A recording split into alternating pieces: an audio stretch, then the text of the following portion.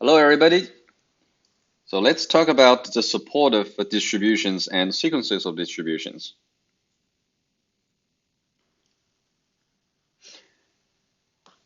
So the support of distribution is defined to be the complement of the union of open intervals on which the restriction of t is zero. So in other words, we try to identify the location where the distribution takes zero value, and then we remove those open sets. Okay, and the remaining points will be called a support. And this is consistent with the notion of support of a continuous function, which is defined to be enumerated here. The support of a continuous function is given by the closure of those points such that f is different from zero. Okay, and now we don't need a pointwise value. What we need to check is that is the effect of computing t of phi with phi test function, right? And here I have another criteria which is pretty handy in many situations, which can help us to determine whether or not a point belongs to the support of t. And this is proposition 4.2. So let's start with the first piece. So the proof of 4.2.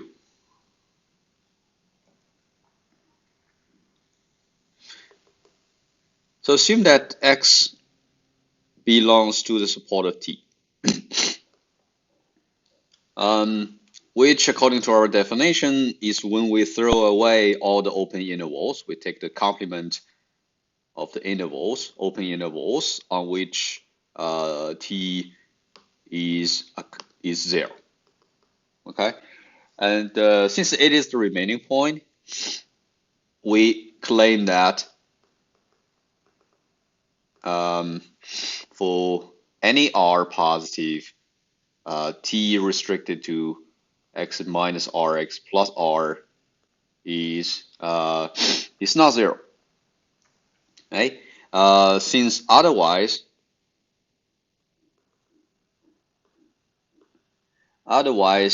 their existent r t x minus r x plus r is equal to zero.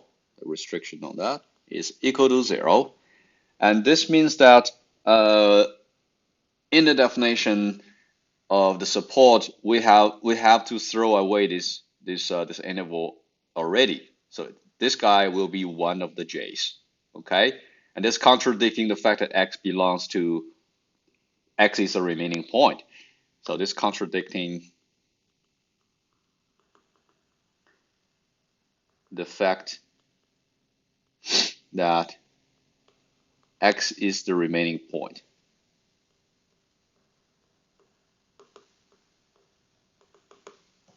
Okay, so we prove that so this claim is true. So we have the claim. Okay, for any r, this is true, and this translates to then for any phi test function x minus rx plus r. Okay, t of phi is different from zero. Sorry, we can find a phi test function such that this is true. This is a direct translation of this condition over here. So we're done with the first point. If we have a point in the support, then necessarily satisfy this property. This property we underlined. And on the other hand, if we have a point which does not belong to the support of t, again, it is the complement of the open intervals, right? So we throw away the open intervals. Then necessarily, since x does not belong to the complement, which means that x belongs to the union of open intervals. So x belongs to one of the j, such that j satisfies this property. And because of the openness of the interval J, we see that there exists an R such that x minus Rx plus R is completely included in the interval J with this property. And this is precisely what we say about in the proposition, right? So there exists an R such that for all phi, T of phi is equal to 0, right? The restriction of T on the interval is equal to 0, so that this guy always equal to 0 if I take a function, if I take a test function on that interval. So we're done. The left hand side, okay, x belongs to the support of T implies this, and x does not belong to support of T implies this. By contraposition, we see that the other direction is also true. So these two properties are actually equivalent. Okay. So now we're going to make use of this proposition to show a bunch of examples. And the first one is direct mass. So in the first example, we're going to show that the direct mass has support at the singleton 0. So first thing, we would like to show that 0 belongs to the support. Okay, in order to show that, we know that we need to examine the following. For any R positive, we would like to find a phi function, find a test function such that, okay, we find a test function. There exists such a test function on the interval minus R,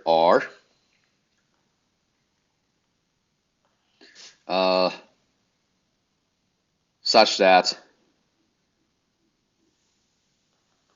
phi of 0 is 0. Set phi 0 is different from 0. Then delta of phi is phi of 0, which is different from 0. And this is this shows that x belongs to the support of the delta. Okay, so on the other hand, we would like to show that x does not belong to the support of delta if x is different from 0. Okay, for this matter, we need to show that there exists a certain radius r such that for all phi x minus rx plus r, okay, we're going to choose this r to be absolute value of x over 2. So that, so here's the idea. If this is true, then this is 0, this is x. We take half of the distance from x to 0, and the interval is something like this. The point is that the interval does not cover the region. So for any phi supported in the smaller interval, okay, in this interval, which does not cover 0, we must have delta 0 of phi is 0. Okay, and this shows what we wanted according to the proposition. All right, so let's now move on. Let's look at another example. We try to manipulate the condition a little bit and arrive at a characterization for the support of L1 log function.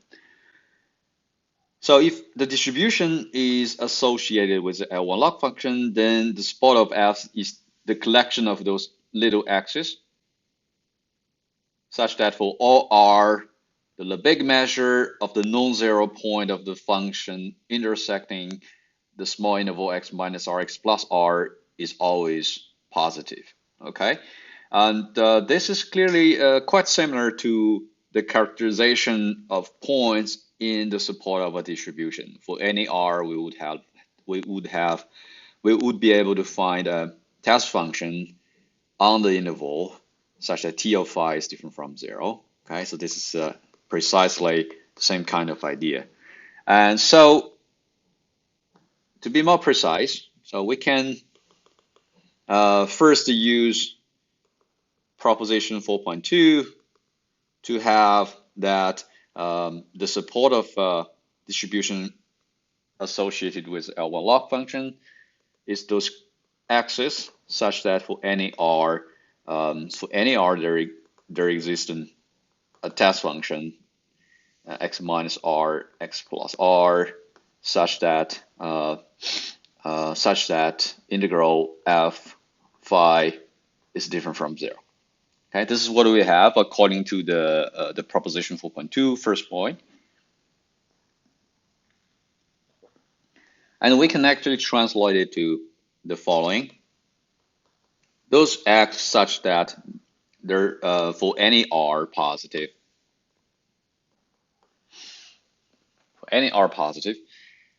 the Lebesgue measure, so the Lebesgue measure of those points on which f is different from 0, intersecting inside a small interval x minus r, x plus r, is here is positive. This is our characterization. So there are two directions. So if the x satisfying this property,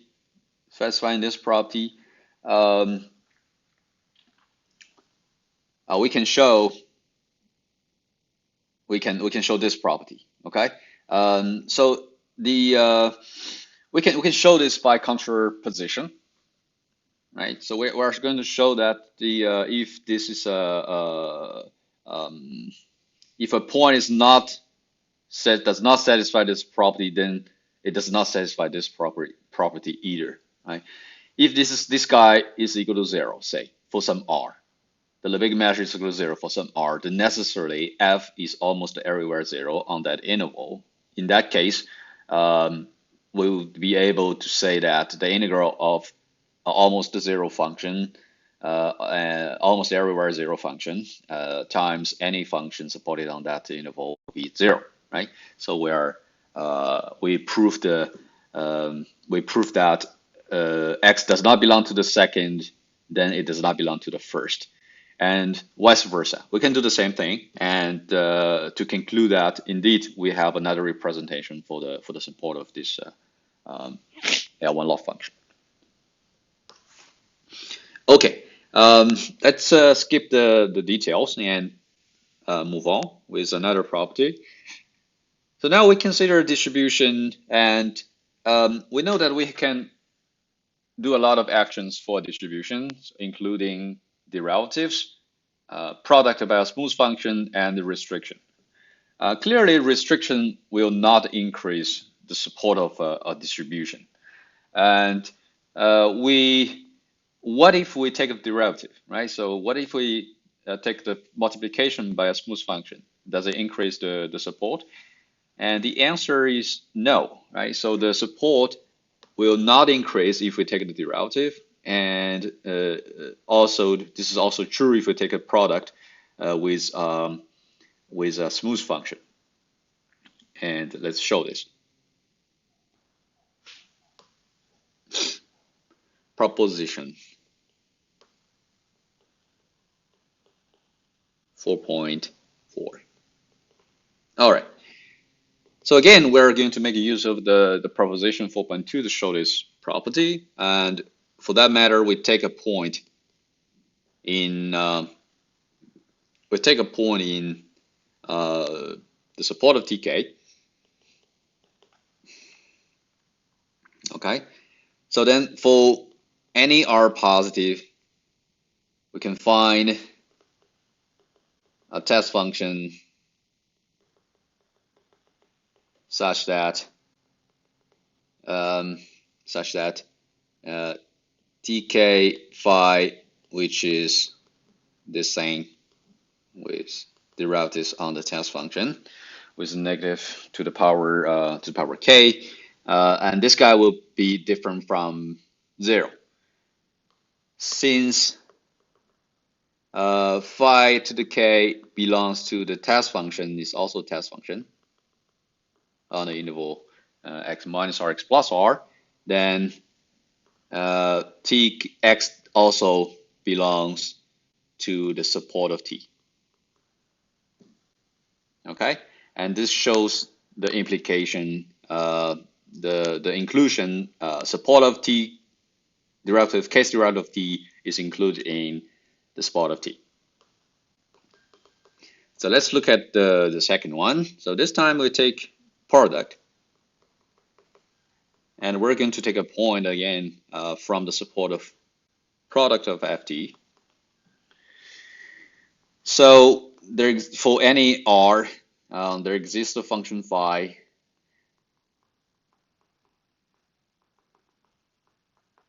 such that ft phi given by t f phi, okay, t f phi.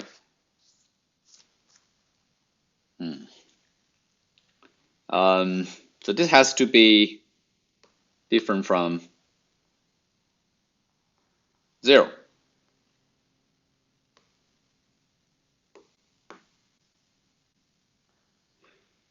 All right. Since f phi is a test function,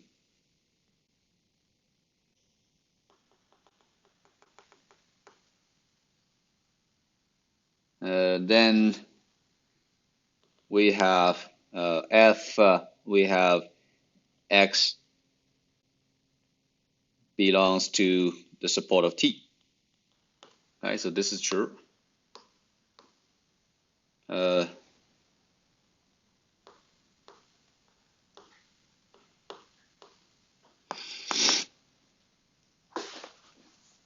Okay,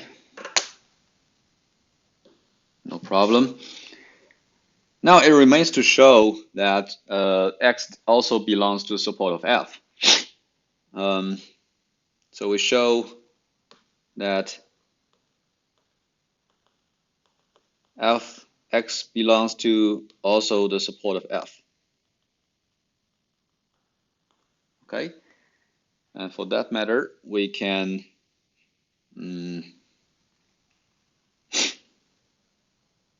assume not. Then there exists r positive such that f is constantly 0 on the interval x minus r, x plus r. Okay, if this is true, then f phi is constantly 0 if phi is a test function x minus r, x plus r. Okay, hence t f phi has to be 0, which is a contradiction. This is contradicting the fact that this guy is different from 0. So we're done. All right. Now, yet another property of about the support of t. We now consider a distribution and a test function.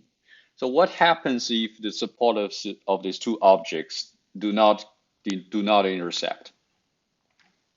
If that's the case, it turns out that t of phi will be 0. Right? This is quite intuitive, and let's give a proof.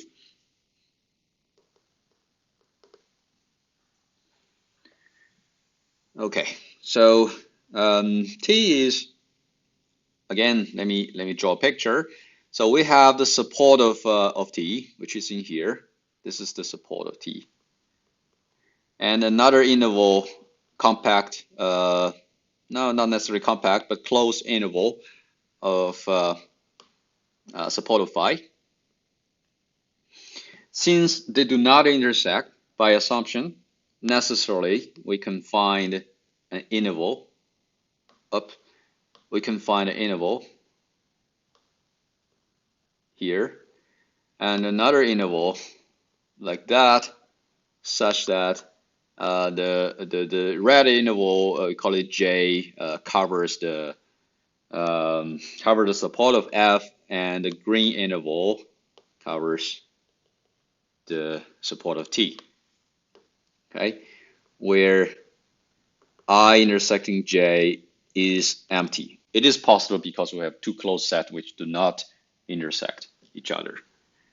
And so this is true. This is very useful because this implies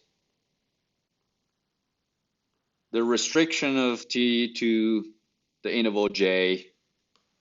T has actions only in here. The restriction of this guy in an interval, another interval, which do not intersect at all, his domain of actions, say, will be 0. Okay, because it is outside of the whole interval does not intersect any of the point in the support. So we do have this property. And if this is true, then necessarily T phi is equal to 0 because phi has supporting here, and T restricted to J is equal to 0. So it's a simple fact, and it's quite intuitive. All right. So our last result in this section is a characterization for the support of T to be a singleton.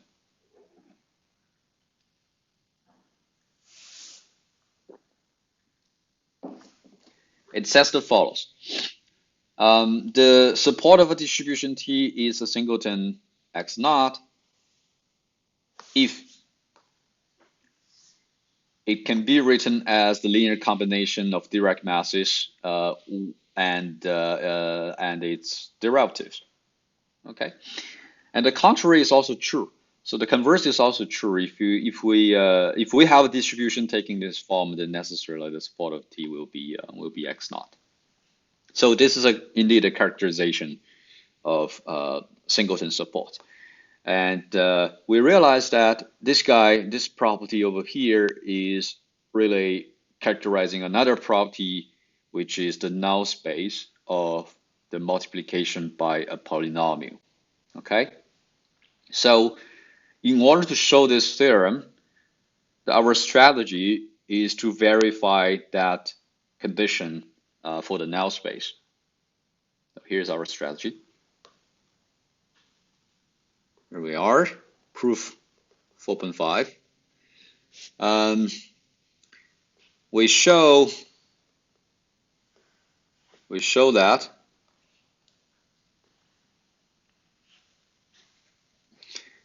x minus x naught to the m times d is equal to 0. Then, according to a previous result, let's see what it is.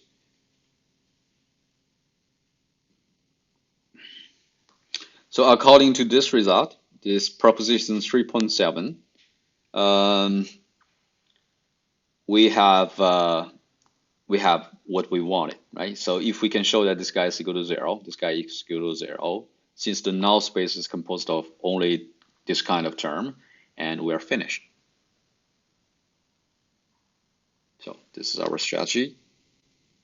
According to proposition 3.7, we are done. So this guy is easier to work with, in my opinion. So let's do the calculation. So we have the assumption that the support of T is x naught is only a singleton, and we multiply that distribution with a singleton support by a polynomial of order m, whose only 0 is x naught. Right. So this we're going to show that the product will be 0. So the product is equal to 0. So it suffices to consider this for any test function. Okay.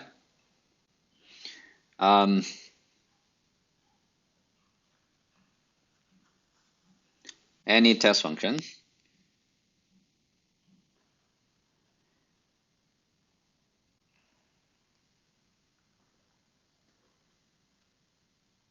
In order to show that this guy is equal to 0, we are going to make use of a decomposition. Okay, here's the idea. Let me draw a picture. So we got a line and a point, and we know that the support of the distribution is on this single point. And we know also that our function polynomial is something like this. It's a smooth function which takes only takes value, the 0 values in here. Okay, I don't know how do we draw this, but let's say it's something like this. This is the polynomial, and our claim is that the product will be 0. So the idea, let me just use another color. So we have a smooth function, say some function like this.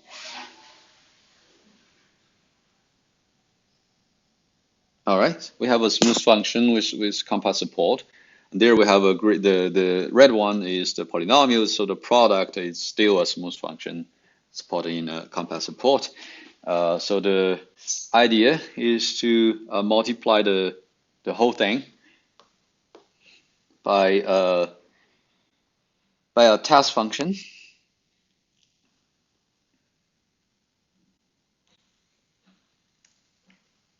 Okay, so this is the idea. So our idea is to multiply the whole function by this kind of takes the value 0,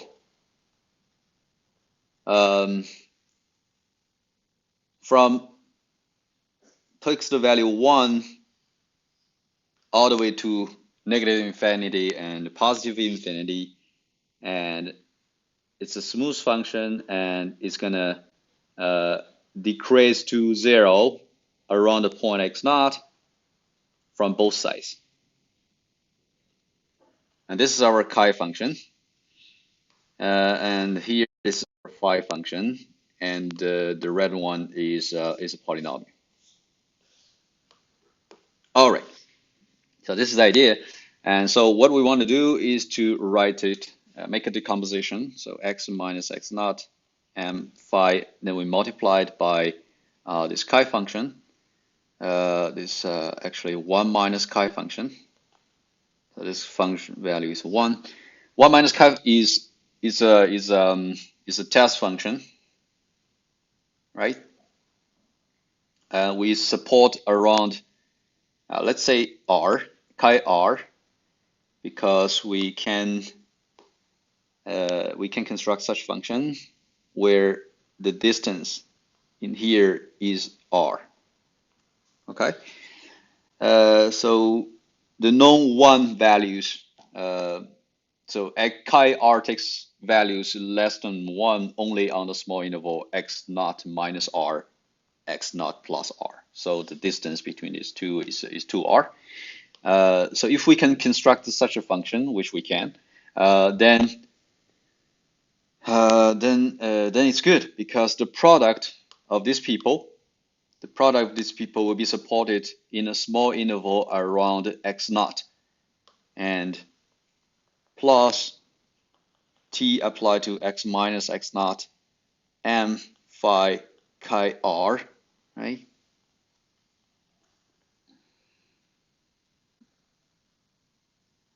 And the advantage of the second function is the fact that it is not equal to it is equal to 0 constantly on around the point x naught. Let me write explicitly the requirement about the function chi r. It takes the value 1 if x minus x naught is larger than r. It takes the value 0 if x minus x naught is less than r over 2. And it's in between 0, 1, and also it's a C-infinity function for x minus x naught in between these two values. So larger than or equal to r over 2, less than or equal to r. So this is the requirement. And if you have this, then necessarily the second term vanish around the point x naught. And since it vanishes around a point with a radius, non-zero radius, then necessarily this guy is equal to 0 because the support of the function x is on the support of the function x is on x naught, right? The support of t is on x naught, and this function takes a 0 value on a non-trivial interval around the point x naught. So this guy is equal to 0. So on the other hand, we can show that this guy goes to 0 as well as r decrease to 0 because of continuity. Because this function x maps to x naught, and phi 1 minus kr goes to 0 in the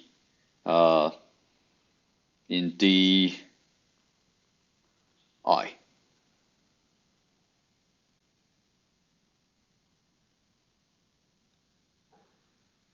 Okay. This is because the support of this function goes to, so now we have 1 minus chi r, which takes this form, 0 all the time, except on the small interval. So we can show that this guy actually goes to 0 in the space of test functions. And by continuity, we show this whole thing goes to 0. And this finishes the exercise. Okay. Very good. So now we have a characterization for the support of a function, for the support of a distribution to be a singleton. This could be quite handy. Now we move on to another topic, which is the sequences of distributions. So till now we have defined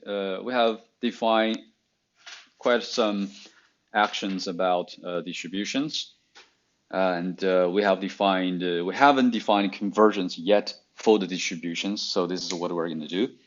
The convergence for the space of distribution is quite simple. It's actually a kind of a pointwise convergence. So here we have the formal definition. We take a sequence Tn and the distribution T in the space of distributions. We say that Tn converges to T in the space of distributions if for any fixed phi, we can show that the sequence in here, the sequence of complex numbers converges to the complex number we obtained by applying T to phi. Okay, so it's a pointwise convergence in the sense that we fix the test function. Then we have the convergence of complex numbers, complex sequence.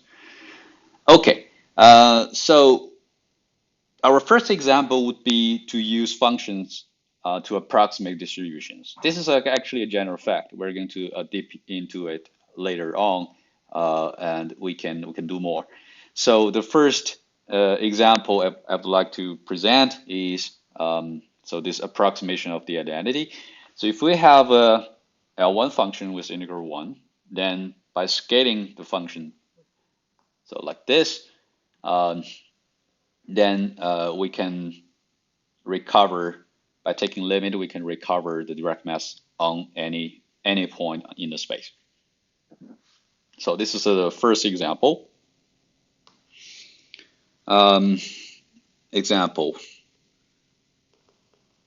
First example, L1 function. We take the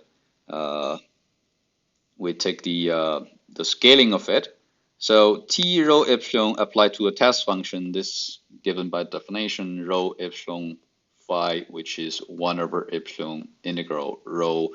So now it becomes x minus x naught over epsilon. phi of x dx. And then let's make a variable change. Let's call this whole thing y, so that we have rho of y, phi of epsilon y plus x naught dy.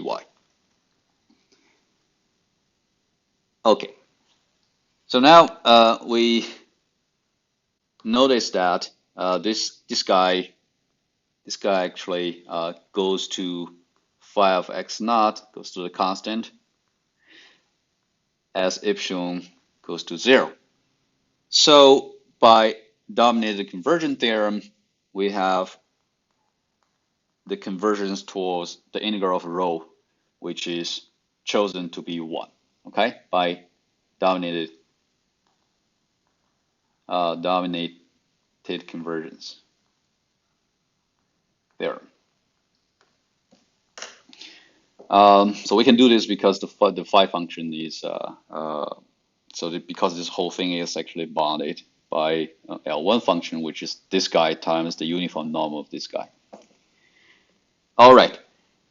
So so to finish the whole thing, we have convergence towards. I forgot to put this phi of x naught in here, right? So this guy converges to this constant, and this integral converges to 1. So eventually we have a convergence towards this value, which is exactly delta x naught applied to phi. So finish the exercise. Okay. So let's consider now another example.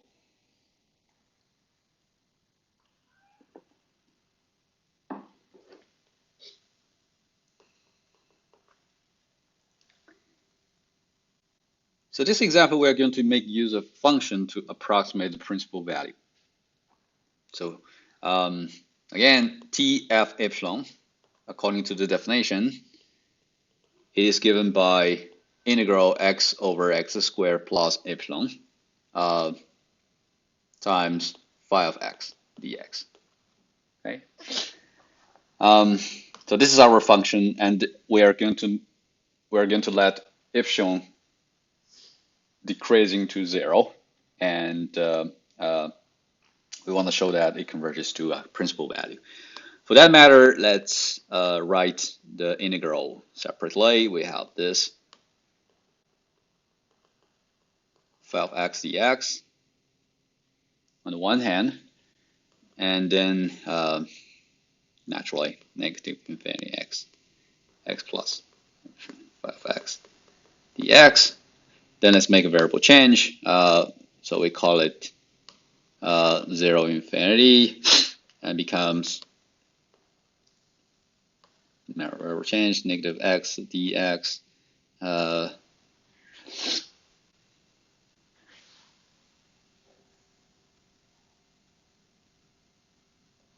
with a negative sign after doing the variable change. So now we can put things together.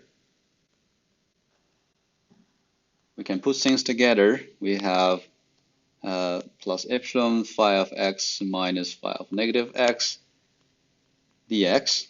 Okay, so we are pretty close. We realize that around the point 0, if we around the point 0, the difference here is of the order x, right? So that x times x was x squared, and when epsilon goes to 0, this actually cancels the singularity, right? So we don't have a problem at point 0, so we can let epsilon go to 0, and eventually it goes to x over x squared, which just x, 1 phi of x minus phi of negative x dx, and this is precisely principal value 1 over x phi. Okay, this is the equivalent formulation of that principal value thing that we considered already several times. So this finished the exercise. Okay.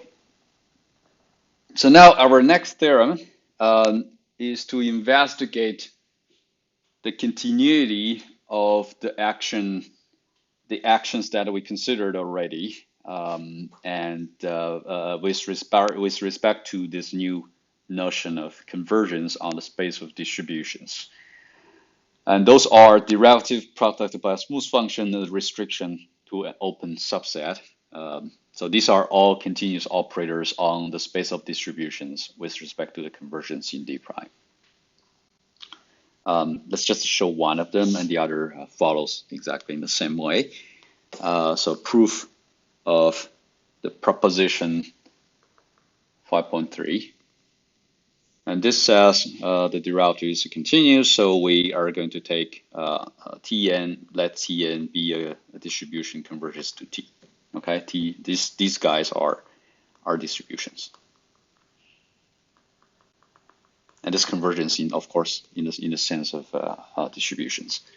And we're going to consider derivative. Okay, so we applied it to a test function, and then by definition it is T and phi prime.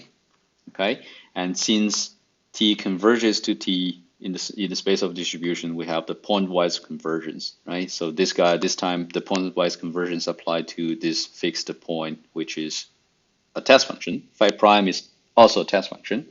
So this guy converges to negative T phi prime. But this guy, according to the definition of the derivative, is nothing but this. So we finished. We have shown that Tn prime converges to T prime. So the continuity follows. And we can show the continuity of product by a smooth function in the same way. So I'm gonna skip that part. Okay. So the next result is very, very important theoretically, and also is very important in applications. We're going to present two applications of such result. This uniform boundedness principle, a la Banach-Steinhaus.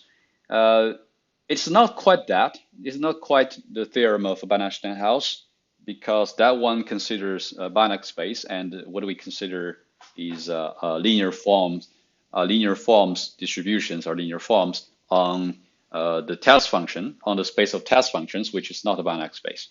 So, but still, this uniform boundedness principle holds, and it's not a simple result. So I'm going to skip the proof of it. We'll focus on the applications of such a result for our purposes. But let me recall this idea.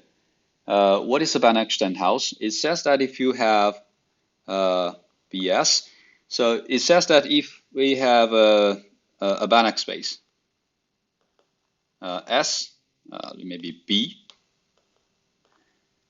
and a bunch of operators, so these are linear continuous forms, a bunch of linear continuous form, continuous linear form maybe, and then satisfying this property Tj, the suprema of Tj of U for suprema over U for any fixed U in the Banach space, we can have this boundedness. So the family of now is actually the family of complex numbers is uniformly bounded for any fixed U, right? Then we can say actually something much stronger, which says that the operator norm of the whole family is bounded. So this is Banach-Steinhaus, and here we have something very similar, very, very similar in the spirit. So now we have a bunch of operators, continuous linear form, which are Tj, and we assume that applied to any fixed test function. So there we have a U function in the Banach space. Now we have a phi function in the space of test functions, and there's uniform. They are uniformly bounded if we fix a test function. So this family of numbers is uniformly bounded. Then we can find a constant which does not depend on the family. Okay, does not depend on J, and such that we have continuity. We have that the supremum of Tj applied to phi is bounded uniformly. Okay, it's bounded uniformly in J by a constant times the Euro thing, right? So if we have this property for fixed J, it is precisely. So if we forget about this supremum, then this is precisely the definition of a distribution. But if you take the assume there's no reason we can have such a thing for a universal C, right? But it does. It does exist as such a C according to this uniform boundedness principle. And all we need to do is to check that for a fixed test function, this Tj applied to phi is uniformly bounded. Then we can say something much stronger. Okay, it's kind of a miracle, but it is quite useful, and we're going to present two applications right away. So the first one is about identification of the of a limit. So if we have a sequence here, proposition 5.5, if we have a sequence of distributions such that for any fixed phi, it converges to Tn applied to phi, it converges to a complex number. So in other words, we're not given a limit a priori, right? So there's no T. The question is whether or not this new guy we defined, which is clearly a linear form, and whether or not this new linear form is a distribution, right? It turns out it is. So there exists a T such that this guy converges to that. We don't say the convergence distribution, we only say convergence, pointwise convergence, but we do not know a priori the limit. So now we know that there exists.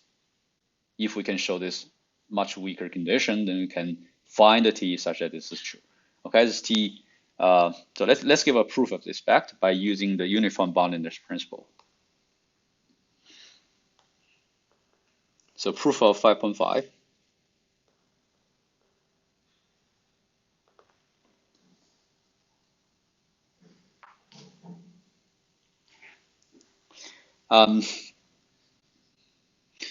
So C of phi, which defined as the limit and goes to infinity of Tj, okay, Tn applied to phi, defines a linear form. Okay, we assume that the limit exists already.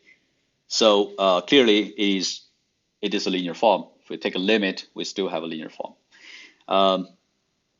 Defines a linear form.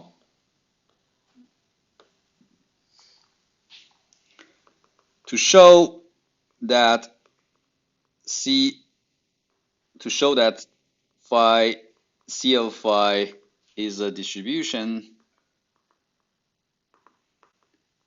we observe that C of phi absolute value, which is the limit and goes to infinity, Tn phi,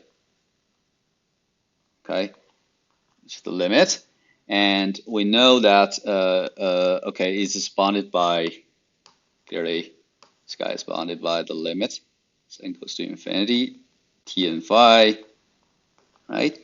And for each of the individual term, we have that. So here's the thing: we can bound this guy and goes to infinity. We can forget about the n in this step. We're going to take the sup over all the n, Tn applied to phi. Okay, so now we can make use of our condition in here. So we have already shown. So this is assumption. We have already assumed that this guy converges to a complex number, so that this whole family for a fixed test function, this whole family of complex numbers is bounded, right? Because it converges. So this first condition is satisfied. If it is satisfied, then necessarily we have this uniform bound. Okay, the C does not depend on J, which is very good. So we can construct, we find the C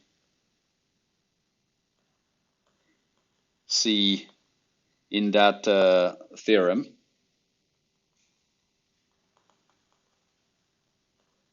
such that this is true. C and the some supremum, there exists an M as well that I do not precise. So K less than equal to M.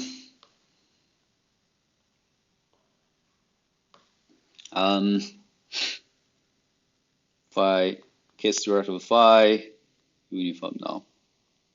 Okay, since this is true, we are finished. We find such a C such that we have this property, and this is precisely defines a distribution. This is the continuity for the linear form C, so we have a distribution. Proof is done. Okay, so next application is also quite interesting. So we are given two sequences now. So we consider a sequence of Dj which converges to a T, and also a sequence of smooth functions, C infinity functions, Fj, which converges to F in the sense that the difference and all its derivatives converge uniformly on compact sets to 0.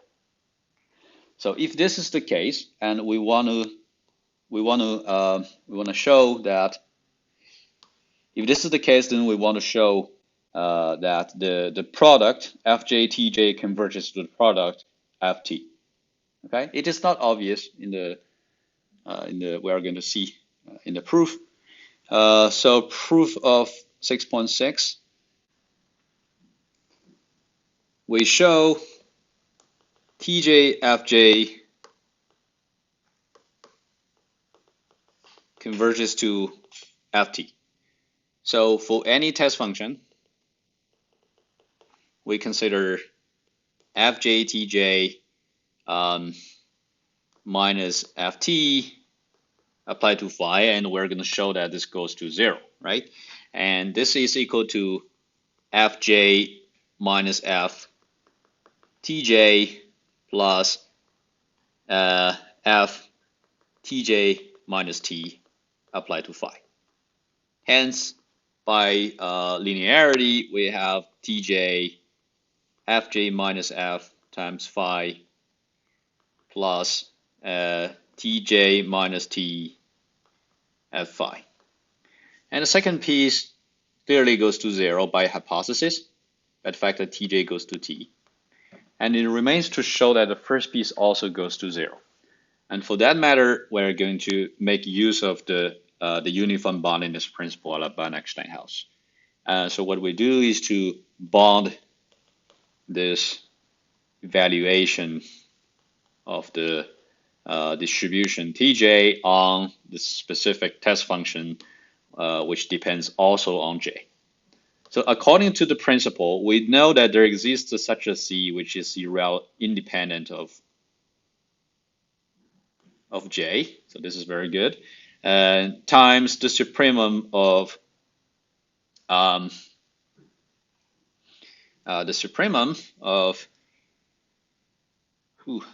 K less than or equal to M, then Fj minus F phi. Then we take the case derivative, and then the uniform norm. We have this upper bound, okay? And since it is pretty clear that the product of these two functions converges to 0 in the space of test functions, okay? It's because this guy goes to F uniformly, and it's all its derivatives also converge to 0 uniformly on compact sets. We know that the product like this goes to 0 on in the space of test functions. So all that for saying that this goes to 0 as J goes to infinity.